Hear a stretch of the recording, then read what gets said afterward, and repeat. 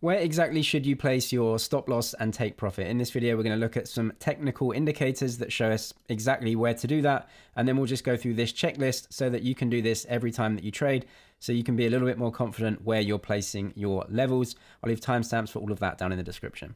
Let's get to placing a stop loss first then. So I actually think a stop loss is a price level where your trade idea is invalidated, and that can be different each time that you trade.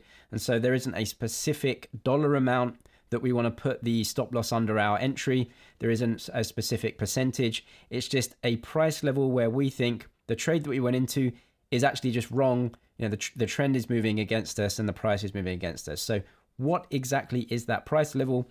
Well, the first thing we can do is use support and resistance to show us price levels, and that's going to give us an idea of actually how to trade. The first thing we can do then is use support and resistance to give us key price levels, and that's going to give us an idea of what we're actually trading.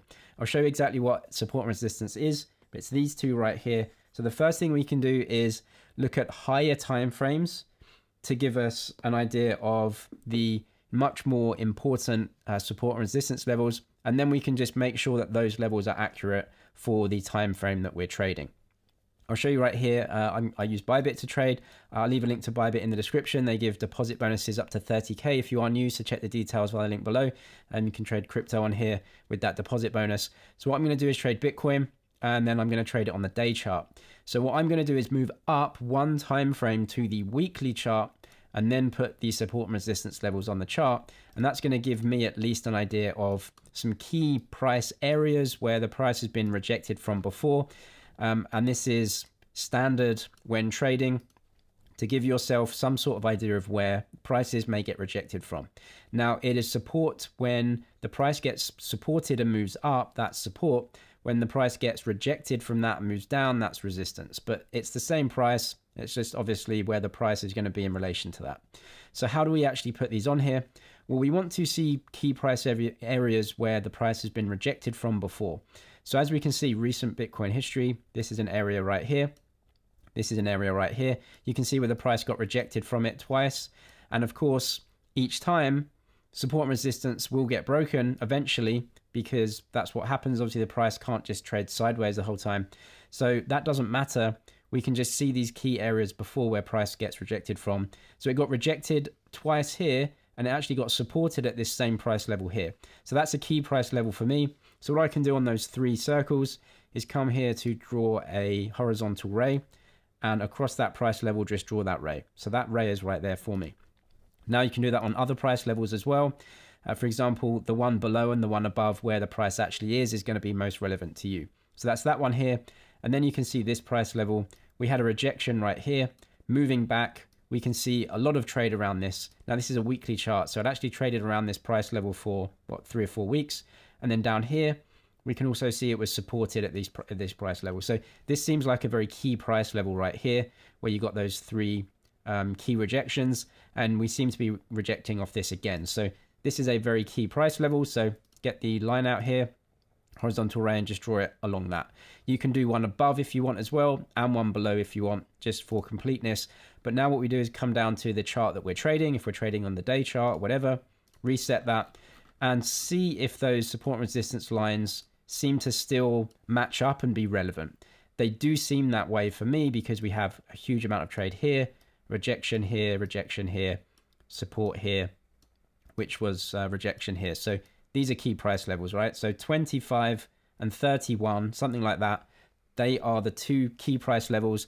And then above this, 35, and below this, there's actually maybe a level here as well that you could trade.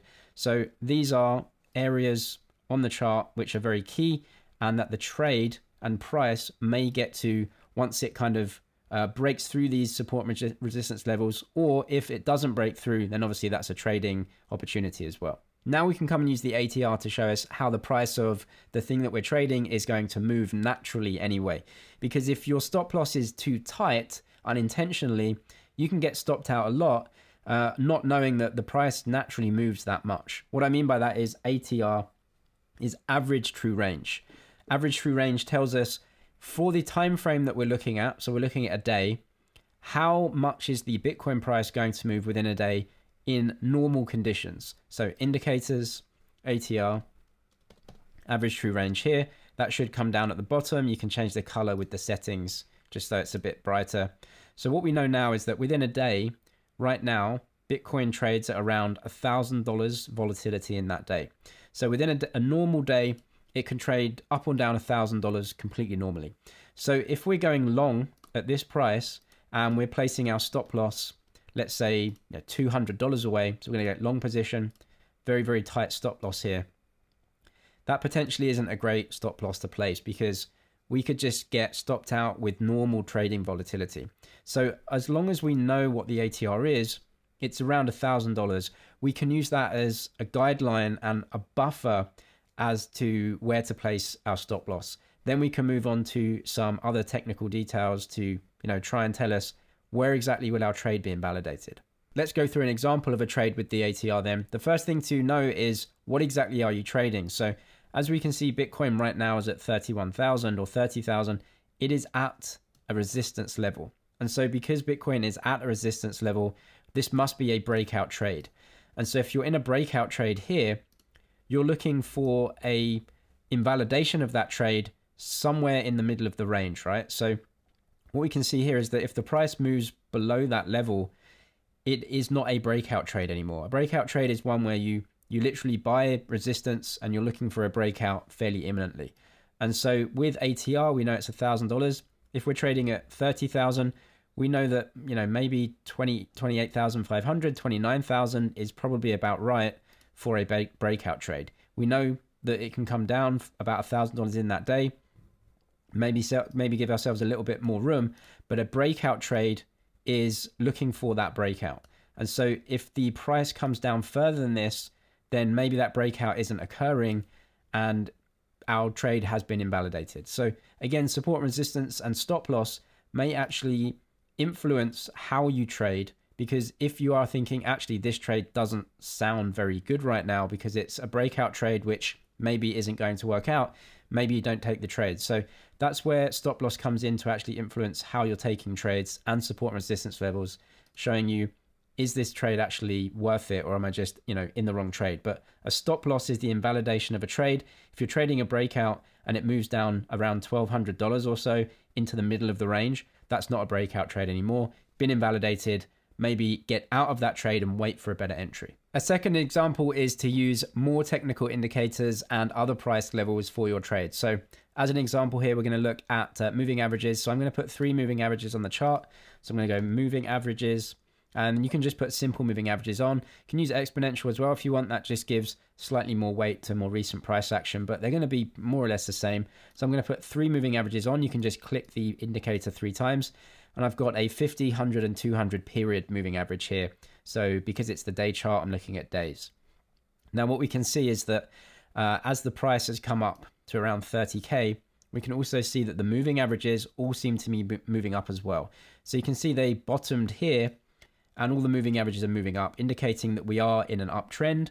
And so within uptrends, the price is going to potentially bounce from levels of support. Now we're at resistance here, so maybe not a great entry. But if you're looking to take a long within an uptrend, which would be a decent idea, we can look at a potential entry point, which may be around this box. Why? Because 2 of the moving averages are basically going to be in this box if the price moves down there, and the price will be bouncing off those. You can see we are sort of bouncing off the 50 period on occasions, definitely bouncing off the 100 here, and we bounced before we met the 200 and 100 here, right? So it seems like if it could be an uptrend, it might be a decent trade. So what we're doing now is actually using moving averages and support and resistance to get better entries for the trade. So this might be an entry point for a good long trade. However, of course, we may be wrong. Something may happen here with bad news. And so we can use support and resistance levels to show us where is that trade invalidated. So as an example, we're going to go in a long trade here, and we're going to enter a long trade in this box if the price gets there. And if it doesn't, obviously, then we look for another part of the market. But an invalidation would be below this support level, right? Because you always have to look at support and resistance. We got to bounce off support here. And so if you're trading long, you are saying to yourself, we're in an uptrend, we're going to bounce somewhere around here. That would be a decent level, but you can't predict it specifically. Where is the trade invalidated? It would be if we broke through this and give it maybe half an ATR, which would be $500, $600, $700, something like that. So 25 plus another, whatever, few $100. That would be an invalidation of your long trade here, because what you're looking for is the continuation of this uptrend here, and then maybe a breakthrough later. So that would be using a stop loss simply when you think the trade is invalidated. It's invalidated when you break through a key level that you think is the level where it should bounce from, continues down, and you think, okay, I just got the trade wrong, invalidated, and I have to get out with that stop loss. A stop loss level is simply the invalidation of your trade idea, and so you shouldn't really move it around too much.